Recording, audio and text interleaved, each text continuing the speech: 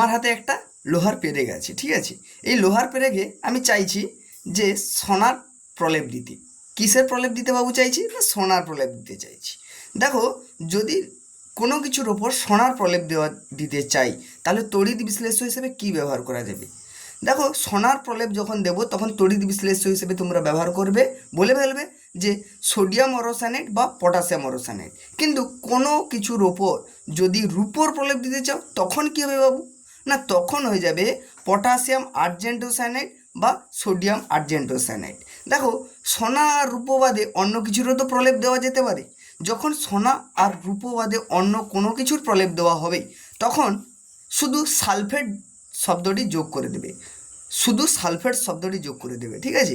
ধরো যে কপারের প্রলেপ দিতে চাইছো, তাহলে কি কপার সালফেটের তড়িৎ বিশ্লেষ্য ব্যবহার করা হবে।